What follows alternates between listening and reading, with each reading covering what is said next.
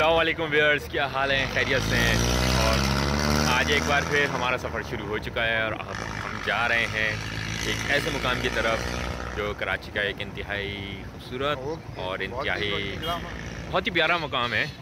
और देखते हैं कि हम वहाँ तक पहुँच सकेंगे नहीं पहुँच सकेंगे, क्योंकि इस वक्त 7 बजे हमारे साथ अज़हर जमील भाई भी हैं और ये हमारे साथ सऊद भाई है। सऊद भाई, क्या कहेंगे आज के सफ़र के बारे में? बताते हैं आगे चल के सफर का आपको। अभी तक तो हम लोग गुलशन मेमार में हैं और हमारी कोशिश है कि हम जल्द से जल्द वहाँ पे पहुँचें, मगर लग नहीं रहा कि हम रहते वक्त में वहाँ तक पहुँच पाएंगे, क्योंकि सुनने में आया कि रास्ते वहाँ पे ख़राब हुए हैं, पत्थर गिरे हैं और रास्ते भी बंद हैं और एक बाइक गुजरने की जगह है। तो हमारे साथ 3 बाइक्स हैं, 6 बंदे हैं। तो देखते हैं, लेट्स सी कि हम कितनी देर में वहाँ तक पहुँच पाते हैं या नहीं पहुँच पाते, या हमारे प्रोग्राम में कोई चेंजिंग आती है, हम फिर कहीं आगे पीछे जाते हैं। तो हमारे साथ जुड़े रहिएगा अराउंड द स्ट्रीम। अस्सलाम वालेकुम गाइस, कैसे हैं आप सब लोग? उम्मीद करता हूँ आप सब लोग खैरियत से होंगे। वीडियो के शुरू में आप लोग जान ही चुके होंगे कि हमारा सफ़र कहाँ से शुरू हुआ। फिर मैं बता देता हूँ कि हमारा सफ़र नॉर्थ कराची से शुरू हुआ और हमारा सफ़र 2.5 से 3 घंटे की मुसाफत को तय करते हुए 90 किलोमीटर का सफ़र तय करना था, जिसका बेशतर हिस्सा ऑफ रोडिंग पर मुश्तमिल था। जैसे कि हम लोग शाम के 6 बजे नॉर्थ कराची से निकले और फिर मेमार से होते हुए हम लोग डगार होटल गडाप टाउन की तरफ रवाना हुए। डगार होटल जो था हमारा पहला पड़ाव था और वहाँ तक पहुँचते पहुँचते अंधेरा हो चुका था। इस अंधेरे में आगे बढ़ते वक्त हमारे चारों तरफ सिवाय अंधेरे के कुछ भी ना था और हमारे पास रोशनी का वाहिद ज़रिया हमारी मोटरसाइकिल के हेडलैम्प्स ही थे। हम आ गए हैं तंदूर के ऊपर, यहाँ तंदूर पे रोटियाँ पक रही हैं। ये ले तंदूर को लाइट से दिखा हाँ, तंदूर अपने चेहरे को दिखा। हाँ, तो एक्स्ट्रा हमने लाइट पकड़ी है ताकि आप लोगों से बिला मुशाफा सामना रहे। तो बहुत शुक्रिया। यहाँ से रोटियाँ ले ली हैं हमने, आगे जाके हम देखें क्या बनाते हैं, कोरमा बनाते हैं, कढ़ाई बनाते हैं या टिक्के बनाते हैं। तो हमारे साथ जुड़े रहिएगा। इसी अंधेरे में हम लोग आगे बढ़ रहे थे और बढ़ते बढ़ते जब हम लोग लुई जबल वाले मकाम तक पहुँचे तो हमारा सामना वहाँ पर कीर्थर के बादशाह 100 स्केल वाइपर से हुआ। 100 स्केल वाइपर एक इंतहाई जहरीला सांप है। तो as a wild life photographer मेरे अंदर जो बहुत ज़्यादा क्यूरियोसिटी हुई कि मैं आज इसको लाइव स्पेसिमेन देख रहा हूँ। हाल मैंने हर तरीके से सेफ्टी प्रिकॉशंस को फॉलो करते हुए 100 स्केल वाइपर की कुछ तस्वीर भी बनाई और कुछ वीडियोस भी बनाई और उसी दौरान फिर हम लोग मज़ीद आगे बढ़ते रहे। तो हमारा दूसरा पड़ाव जो था वो हुआ गोट पठान के ऊपर। वहाँ रुककर हमने थोड़ी देर बाइकों को ठंडा किया, थोड़ी देर ख़ुद पानी वानी पिया और फिर हमने आगे बढ़ने का जो प्लान बनाया, वहाँ के एक मुकामी शख्स से हमने रब्ता करा और उनसे जिस मुकाम पर हमें जाना था उसके बारे में मालूम करा। उनका कहना ये था कि आप रात के इस पहर उस मुकाम पर मत जाएं, रास्ता बहुत ख़राब है, फिसलन है, पत्थर गिरे हुए हैं, चिकनी मिट्टी है, बारिश की वजह से रास्ता नाकाबिले रसाई है। बहरहाल हमने हिम्मत नहीं हारी और इसी तरीके से जहरीले सांपों और बिच्छुओं का सामना करते हुए हम अपनी मंजिल मकसूद की जानिब रवां दवा रहे। हमें रास्ते में जंगली कुत्तों, जंगली सूअर और भेड़िए के भी हमले का या उनसे सामना होने का ख़दशा था। और इसी तरीके से हम लोग जा रहे थे कच्चे रास्तों में से, और कच्चे रास्ते के अंदर ऑफ रोडिंग में बहुत सी दफ़ा ऐसा होता है कि हमें पाँव नीचे रखना पड़ता है मोटरसाइकिल को संभालने के लिए स्पेशली। तो उस वक्त मुझे सबसे ज़्यादा डर ये था कि जो मेरे जो बाकी साथी हैं मोटरसाइकिल चला रहे हैं, उन्होंने लॉन्ग बूट्स या लॉन्ग शूज़ नहीं पहने हुए, वो नॉर्मल अपने कैजुअल जो उनके फुटवेयर्स हैं वो पहने हुए हैं। खुदा न खास्ता अगर वो कहीं ऐसी जगह पर पाँव रखते हैं, और जैसे कि हम लोग ट्रिप के शुरू में ही देख चुके थे कि 100 स्केल वाइपर जो है किस तरीके से झाड़ियों के गुच्छों के अंदर बैठे हुए हैं, तो मैं उनको बार बार मुतबने या उनको एक तनबीह कर रहा था कि आप लोग अपना ख्याल रखिएगा और बिला ज़रूरत पाँव नीचे मत रखिएगा। पाँव नीचे रखते वक्त आप अपने इर्द गिर्द का जायज़ा लीजिएगा। तो फिर हम लोग आगे बढ़ रहे थे, हम एक बार फिर रास्ता भटक गए।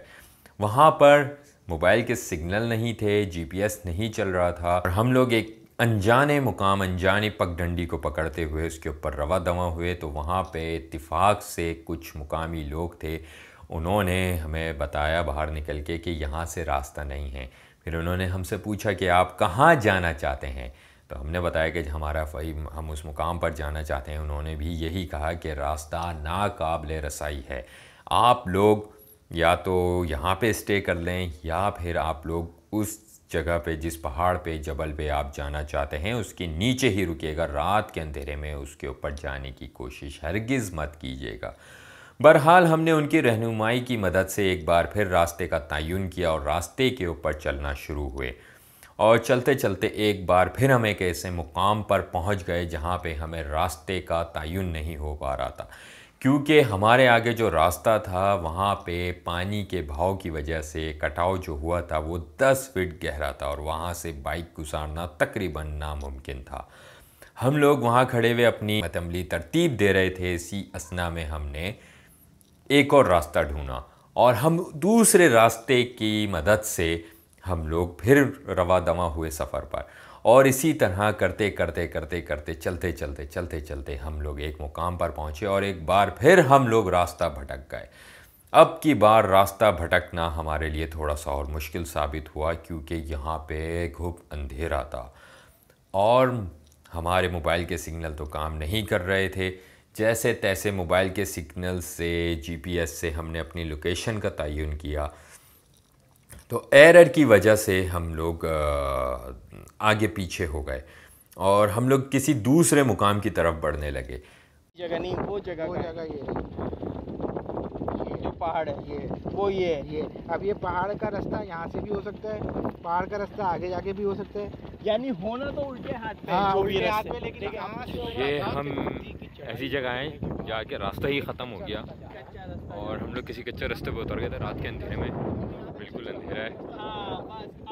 उस मुकाम के ऊपर भी वो 100 स्केल्ड वाइपर यानी कि लुंडी या खपरा सांप जो थे बहुत तादाद में थे और वहाँ पे थोड़े से जो सांप मैंने देखे वो काफ़ी एग्रेसिव लग रहे थे और वो शायद मौका नहीं देते वापस आने का। तो हमने हर अपनी हिफाजती इक़दामात को मद्देनज़र रखा और वहाँ से हमने पलटने में आफियत जानी।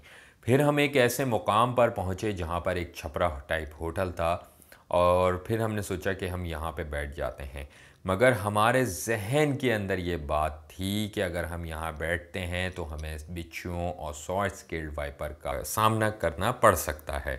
रास्ता तो हम भूल ही चुके थे। हमने थोड़ी देर वहाँ पड़ाव डाला और इस बारे में सोचने लगे कि यहाँ पर हम लोग अपने खाना पकाने का इंतज़ाम करते हैं और जब सुबह की रोशनी होएगी तो दोबारा रास्ता ढूंढ के अपने मुकाम की तरफ, अपनी मंजिल मकसूद की तरफ रवाना होंगे। अल्लाह की करनी ऐसी हुई कि हमें एक गाड़ी आती हुई दिखी, मगर वो गाड़ी शायद हमें कुछ और समझ के पलट गई। इसी असना में मेरी नज़र जंगल में दूर एक लाइट रोशनी अंधेरे को चीरती हुई दिखाई देने लगी। वो रोशनी हमारी तरफ बढ़ रही थी और हमें उम्मीद हो थी कि ये रोशनी किसी कुटिया की नहीं, किसी झोंपड़ी की नहीं, ये यकीनन किसी मोटरसाइकिल की रोशनी है। और आहिस्ता आहिस्ता वो रोशनी करीब आने लगी। अच्छा, जब भी आप ऑफ रोडिंग का सफ़र करें तो आपस का आपका जो कोऑर्डिनेशन है, जो आपके बाकी साथी हों, वो बहुत बहुत मजबूत होना चाहिए। और कभी भी अगर आप बात याद रखिएगा कि आपको पैनिक होने की ज़रूरत नहीं है। आपने बिल्कुल ठंडे दिमाग से, बिल्कुल समझदारी से रास्तों का तयन करना, आपस में कोऑर्डिनेशन करनी है। मुझे पीछे से किसी ने आवाज़ दी कि जल्दी बाइक स्टार्ट करो और जाके उस बाइक वाले से बात करो और हम रास्ता पूछो। तो इसी हबड़ तबड़ के अंदर मैंने जब मोटरसाइकिल की किक मारी तो मोटरसाइकिल मेरी गियर में खड़ी हुई थी और अफसोस के साथ मेरी मोटरसाइकिल स्टार्ट होते ही बेकाबू हुई और मेरे सामने खड़े हुए अज़हर भाई को जा लगी।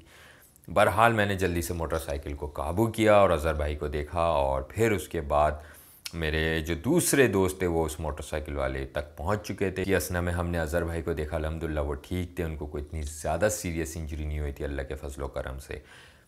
फिर हमने उस मोटरसाइकिल वाले की रहनुमाई में सफ़र शुरू किया, जो कि खालिस अल्लाह की मदद थी। अगर वो नहीं आता तो हमें वहीं पर रात गुजारने का इंतज़ाम करना पड़ता।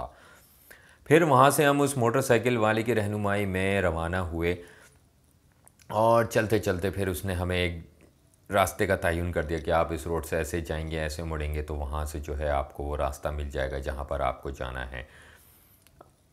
वो मोटरसाइकिल सवार तो अपनी गोट की तरफ रवाना हो गया, मगर हमारे साथ क्या हुआ, हम रवां दवां थे अपनी मंजिल मकसूद की तरफ कि मैंने अपने साइड मिरर में देखा कि मेरे साथियों की मोटरसाइकिल की जो रोशनी है वो काफ़ी दूर रह गई है, और मैंने देखा कि एक मोटरसाइकिल रुकी है और उस पर से एक हमारे साथी अज़हर भाई उतरे हैं। फ़ौरन फ़ैसला किया और मोटरसाइकिल को वापस घुमाया, और मैं जब वहाँ पहुँचा तो पता चला कि हमारी मोटरसाइकिल पंक्चर हो गई है। व्यूअर्स, सोचें आप, किसी एक ऐसे मुकाम पर जहाँ दूर दूर तक कोई आबादी ना हो, और आबादी अगर हो भी तो वहाँ पे पंक्चर की शॉप मिलना मुहाल हो, और दूसरी सबसे बड़ी चीज़ कि आपके आपस में कोई कोऑर्डिनेशन नहीं हो सकती कि अगर आप आगे पीछे हो गए क्योंकि मोबाइल के सिग्नल्स नहीं हैं। बहरहाल अभी हम इसी सोचो विचार में थे कि मोटरसाइकिल का क्या करें। मुझे पीछे से एक मोटरसाइकिल आती हुई दिखाई दी। वो वहाँ उस इलाके के करीबी गोट के बुरफत बिरादरी के अफराद थे। वो आते ही रुके और हमने अपना मसला बयान किया। व्यूअर्स, आप यकीन करें कि जिस जगह हम लोग वहाँ फंसे थे, वहाँ के मुकामी लोग भी जो हैं अभी तक, अगर कम्युनिकेशन की बात की जाए तो सही से उर्दू उनको नहीं आती थी, यानी कि हम उनको बता नहीं पा रहे थे कि हमारे साथ हुआ क्या है। अल्हम्दुलिल्लाह कि हमारे दोस्त को, सऊद भाई को, डॉक्टर सऊद को, मुझे सिंधी आती है, तो सिंधी में हमने फिर उनको बताया कि हमारे साथ ये मसला हुआ है। और उस इलाके की सिंधी और जो नॉर्मली सिंधी बोली और जाती है हमारे इस सिंध रीजन के अंदर, उसमें काफ़ी फ़र्क है। बहरहाल वो समझ गए कि मोटरसाइकिल पंक्चर है, और उन्होंने इंस्टेंटली जो है अपनी मोटरसाइकिल में से पंक्चर किट निकाली। उनके पास मोटरसाइकिल में हवा भरने का पंप नहीं था, और हम एक बेवकूफ़ी की वजह से अपनी पूरी जो टूल किट थी वो घर पे छोड़ के आए थे। बहरहाल बड़ी मुश्किल से वो टायर खोला, उन्होंने पंक्चर को फाइंड किया, उसके ऊपर उन्होंने पंक्चर लगाया, और फिर मेरे पास पंप था, हमने पंप से हवा भरी तो हमारी मोटरसाइकिल चलने के काबिल हुई और वापस भी आई। रास्ते में अभी तक हम लोग अपने मुकाम पे पहुंचे नहीं है। रात के 12 बज चुके हैं और हमारी मोटरसाइकिल पंक्चर हो गई है हमारे साथी सऊद अरशद भाई की। और ये इस वक्त अल्लाह की मदद, जिसको कहेंगे खालिस अल्लाह की मदद, हमारे पास आई है। पीछे से यहाँ के मुकामी लोग आ रहे थे, और ये हमारे कराची की तरह नहीं होते कि रात भर जाग रहे हों। ये बस अल्लाह की मदद थी कि ये लोग रात के वक्त आ रहे थे और इनके पास पंक्चर लगाने का सामान था। नहीं तो अभी हम लोग इस अंधेरे रास्ते में रुल जाते हैं। देखिए बिल्कुल अंधेरा पड़ा हुआ है, हाथ को हाथ में सुझाई दे रहा, और ये इस वक्त हम लोग पंक्चर लगाने के लिए कोशिश कर रहे हैं। बिला आखिर आधे घंटे के बाद पंक्चर लग चुका है। रात के इस अंधेरे में नबील भाई ये खड़े हुए हैं जिन्होंने टूल बॉक्स रखवाया था, और रिजवान भाई ये खड़े हुए जिन्होंने कहा था कि मेरे पास टूल बॉक्स है जिसमें से सिर्फ एक पेचकस और एक प्लास बरामद हुआ है। ये तो अल्लाह की मदद आन पहुंची जो हम लोग इस मुश्किल में। पंचर लगाने वाला सामान कोई नहीं था। हाँ, पंक्चर लगाने वाला कोई सामान नहीं था, मगर पंप है।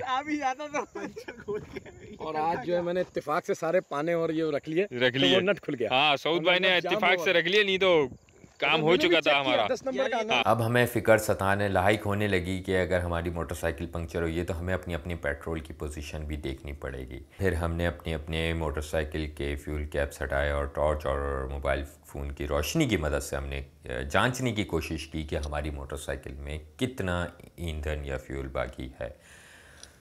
तो हमारी मोटरसाइकिल में फ्यूल की जो पोजीशन देखी तो हमें ऐसा लगा कि हम मज़ीद एडवेंचर करना हमारे लिए मुश्किल का बाइस बन सकता है, क्योंकि ऑफ रोडिंग, पथरीला और रेतीला रास्ता होने की वजह से मोटरसाइकिल ने काफ़ी हमारी एक्सपेक्टेशन और हमारी कैलकुलेशन से ज़्यादा फ्यूल लिया था। हम लोग आगे बढ़े, और जब आगे बढ़े तो हमें जिस जगह से मुड़ना था वहाँ पे हमें एक निशानी दिखी जो रास्ते में हमें 2 लोग मिले थे, उनसे बात हुई थी और उन्होंने कहा था कि हम जहाँ से आपको मुड़ना है उस तरफ हम दरख्त की कुछ टहनियाँ काट के रख देंगे। तो वहाँ पे दरख्त की टहनियाँ रखी हुई थी, वहाँ से फिर हम लोग अंदर की तरफ मुड़े हैं। अच्छा, हमने यहाँ के एक मुकामी को बोला था कि जहाँ से हमने मुड़ना हो ना उस रास्ते पे पत्ते डाल देना। देखें वो इस तरीके से पत्ते डाल गए ताकि हमें रास्ता याद रहे और फिर हम अपनी मंजिल मकसूद की तरफ रवाना हो सकें। यहाँ से रास्ता कहीं सीधा जा रहा है और ये रास्ते में उन्होंने निशानी के तौर के ऊपर पत्ते डाले हुए हैं। और अभी हमारा सफ़र मज़ीद जारी है। रात के 12:30 बज चुके हैं और जितना हम आगे बढ़ते जा रहे थे उतना रास्ता कठिन होता जा रहा था। और एज़ पर प्लान कि जैसे कि मेरा प्लान था कि मैं नबील भाई के साथ पेयर अप होऊंगा और नबील भाई मोटरसाइकिल चलाएंगे, मैं पीछे से बैठ के आप व्यूअर्स के लिए अच्छी सी वीडियोस बनाऊंगा अच्छे से। वो प्लान बीच में चौपट हो चुका था और मुझे मोटरसाइकिल चलानी पड़ी अपनी, और मुझे फिर मोटरसाइकिल दूसरी चलानी पड़ी। तो इसकी वजह से मैं आप लोगों के लिए वैसी कम्युनिकेशन नहीं कर सका। मुझे यहाँ से बैठ के अपने बंद कमरे में से आपसे कम्युनिकेट करना पड़ रहा है और मैं आपको वो तो नहीं, वो सारे रास्तों की फुटेज तो मैं इतना आसान नहीं था दिखाने क्योंकि अंधेरा बहुत ज़्यादा था। सिर्फ मोटरसाइकिल की रोशनी में कुछ रोड या सड़क का हिस्सा दिख रहा था या जो भी जगह थी वो दिख रही थी। बहरहाल फिर हम लोग आगे बढ़े और दूसरी सबसे बड़ी प्रॉब्लम हमारे सामने ये आने लग गई कि हवा बहुत तेज़ थी, बहुत तेज़ हवा थी। और इसकी वजह से जो मैंने वहाँ पे कुछ वीडियोस आप व्यूअर्स के लिए बनाई वो उस क्वालिटी में आप तक नहीं पहुँच पाएंगी क्योंकि उसमें वॉइस की क्वालिटी बहुत ज़्यादा डिस्टर्ब हुई हवा की वजह से। आगे बढ़ते रहे, जितना आगे बढ़ रहे थे उतना रास्ता कठिन हो रहा था। कदम कदम पर हमें 100 स्केल वाइपर और बिच्छुओं का डर। और जिस वक्त हम लोग पहाड़ी मुकाम के पास पहुँचे तो डॉक्टर सऊद और मेरी जो आपस में बात हो रही थी वो यही थी कि हमें इस अंधेरे में वो मज़ीद आगे बढ़ना चाहिए या नहीं चाहिए, क्योंकि ये जितना भी रास्ता है सारा पथरीला है और बिल्कुल आप ऐसा समझे कि हम पत्थरों के ऊपर मोटरसाइकिल चला रहे हैं। रोड का या पगडंडी का कोई नामो निशान नहीं था। उन्होंने मुझसे यही बात की कि देखो हम लोग चलो आगे भी बढ़ जाते हैं, कहीं ऐसा ना हो इस इलाके में हमें जंगली सूअरों से सामना ना करना पड़ जाए, जो कि बहुत बहुत मुश्किल का बाइस पड़ सकता है। मैंने कहा सऊद भाई देखें, हम लोग आगे बढ़ते हैं और अपनी जो प्लानिंग है, जो हमारी हिकमत अमली है उसके तहत ही आगे बढ़ेंगे। अगर कुछ खुदा न खास्ता ऐसा होता है तो सब ने मिलकर मुकाबला करना है। हम लोग आगे बढ़ते गए, रास्ता बहुत कठिन था खैर। और जब जैसे जैसे हम लोग ऊपर की तरफ जबल की तरफ जाते रहे तो एक्साइटमेंट भी बढ़ती रही, डर खौफ भी बढ़ता रहा। जब जबल पर पहुँचे तो बहुत तेज़ हवा थी कि इवन के जब हमने मोटरसाइकिलें खड़ी की, आपको पता है व्यूअर्स के 150 जो है वहाँ लेके गए हम।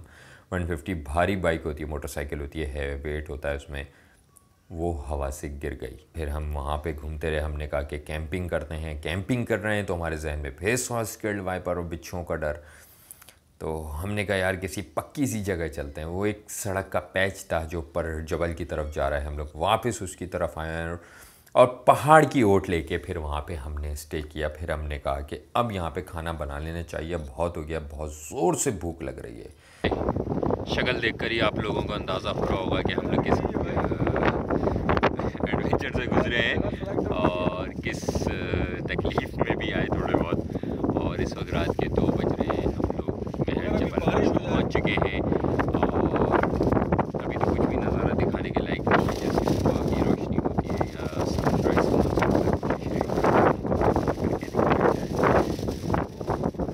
हम लोग महल जबल आए।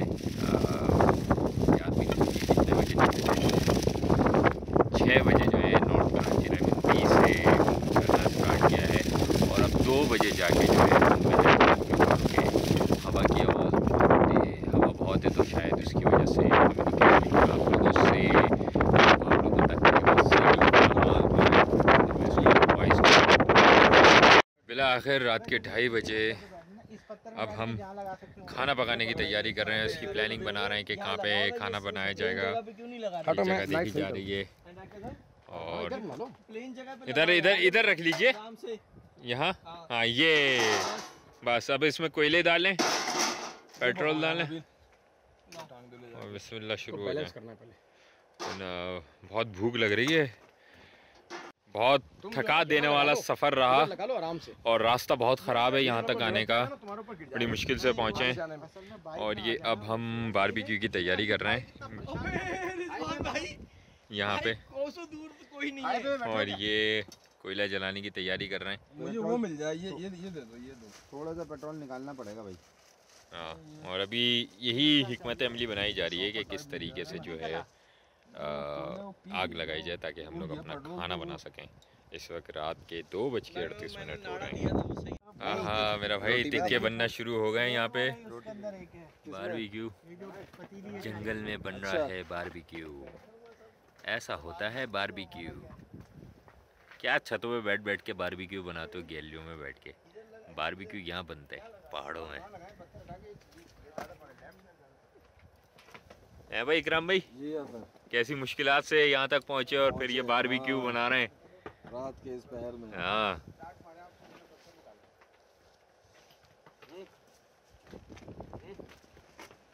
हाँ तो भाई बिला आखिर खाने की तैयारी हो गई है, खाना तैयार हो गया है, अब हम खाना खाएंगे। और काफ़ी मज़ा आया, काफ़ी थका देने वाला तवील सफ़र है ये महर जबल तक का। और अभी भी हमें नहीं पता कि हम लोग किस मुकाम पे पहुँचे। रास्ता बहुत ख़राब है और रात में आने से तो मैं आपको यही बोलूँगा कि अवॉइड करें। हम लोग तो पूरी तैयारी से आते हैं तो इस वजह से हम लोग रात में आ जाते हैं यहाँ, ठीक है। मगर हर कोई या एक आम बंदा जो है ना रात में इस इलाके में नहीं आ सकता या पहुँच नहीं सकता, काफ़ी मुश्किलात का शिकार हो सकता है। सिक्योरिटी के हवाले से कोई इशू नहीं है, अल्हम्दुलिल्लाह। बहुत कराची से करोड़ों दर्जे बेहतर सूरत हाल है अमान की, अल्हम्दुलिल्लाह। यहाँ पे कोई ऐसी बात नहीं है कि यहाँ पे कोई स्नैचिंग का डर हो या चोरी डकैती का हो, ऐसी कोई भी बात नहीं है। बहुत पुरअमन लोग हैं, बहुत प्यारे लोग हैं, बहुत अच्छा इलाका है। और आप लोगों को रात में आने से मना करने की वजूहात ये हैं कि तो रास्ता कोई अगर मिसहैप हो जाए, यानी कि गाड़ी ख़राब हो जाए, तो उसमें आपको फिर परेशानी भी उठानी पड़ेगी। फिर आप लोगों को अंदाज़ा नहीं है कि बिच्छू और जहरीले सांप जो है यहाँ पे आपको क्या नुकसान पहुँचा सकते हैं और इनसे कैसे बचा जा सकता है। हम भी कदम फूंक फूंक के रख रहे हैं इन जहरीले सांपों से बचने के लिए, क्योंकि यहाँ पे बहुत तादाद है जहरीले सांपों की। तो आप लोग आए ज़रूर हैं, दिन के वक्त आएँ यहाँ पे और इन नज़ारों से लुत्फ़अंदोज़ हों। अभी हमारा सफ़र जारी है, ख़त्म नहीं हुआ है। अभी हम खाना खाएंगे, फिर आपसे मिलते हैं। वहाँ पे फिर इकराम भाई डॉक्टर सऊद ने अंगीठी लगाई और खाने का इंतज़ाम करना शुरू किया। 2 शिफ्टों में खाना लगा। हमने बड़े लजीज़ बारबेक्यू बनाए, टिक्के बनाए। चिकन टिक्का था, सऊद भाई लाए थे, रिजवान भाई इकराम भाई भी लेकर आए थे, वो बनाया हमने। और फिर मैंने, नबील भाई ने चूल्हा संभाला, फिर हमने क्या कहते हैं टिक्के बनाने लगे। जिस मुकाम पर हम थे वहाँ पर ऊंचाई की वजह से सिग्नल भी आ गए थे, तो घर राब्ता हुआ तो पता चला उस वक्त कराची में बूंदाबांदी या बारिश हो रही थी।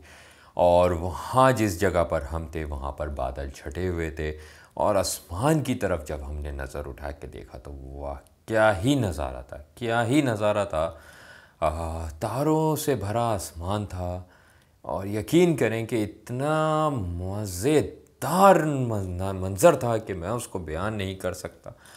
दूर कहीं बहुत दूर आसमान के, यानी कि जो आसमान और ज़मीन मिल रहे होते हैं, उस हॉरिज़ॉन के ऊपर कहीं एक रोशनी थी, शायद वो शहर की रोशनी थी, मगर चारों तरफ घटा घोप अंधेरा था और वो तारे बहुत भले मालूम हो रहे थे, आप तस्वीर में देख सकते हैं। फिर इसी तरीके से एक एक करके हमारे जो साथी थे वो गिरना शुरू हुए, यानी कि सोने लेट गए, ये जानते हुए भी कि यहाँ ख़तरात मौजूद हैं। मैंने यही तनबीह करी कि अगर सारे सो जाएं तो कोई एक जागे और ड्यूटी दे, और किसी भी किस्म के कोई भी जंगली जानवर है या सांप है, बिच्छू है, उसके ऊपर नज़र रखे कि वो हमारे करीब या हमारे साथियों के करीब ना आने पाए। खाना वाना खा के तो मैंने कहा मैं चाय बना लूँ या सोने लेटूँ। मैंने कहा चाय बना लेते हैं, तो मैं चाय बनाने बैठा। तो चाय बनाते बनाते जो है फजर की, यानी कि जो एक वक्त हो जाता है, वो हो चुका था और आसमान की उफ़क़ के ऊपर शफ़क़ पे नीली लकीर वाज़े होने लग गई थी, जिसका मतलब था कि अब रात ढल चुकी है, सुबह होने वाली है। सहर का नज़ारा वाकई सहर अंगेज़ रहा। चाय बनाई, चाय पी, थोड़ी देर सोने लेटा, मगर नींद नहीं आती मुझे किसी भी ऐसी जगह के ऊपर जाके।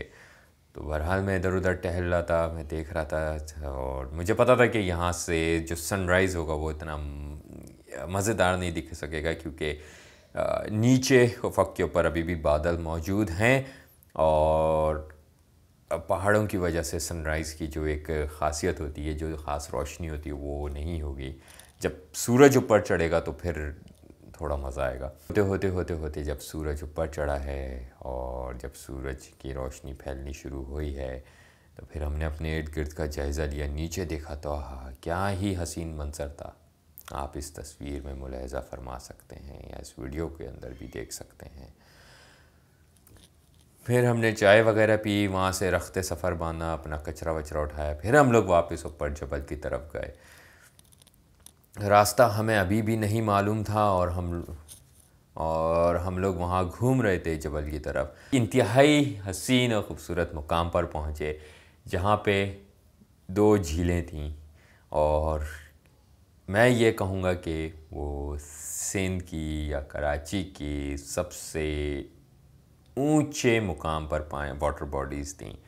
यानी कि इतनी ऊंचाई के ऊपर वाटर बॉडीज़ होना एक नामुमकिन तो नहीं कहूँगा मैं, बारिश होती है तो उसका पानी आता है, मगर सिंध के लिए एक ख़ास बात है कि सिंध के सबसे ऊंचे मुकाम के ऊपर वो वाटर बॉडीज़ थीं। सिलसिला जारी है, आगे की वीडियो में आपसे बयान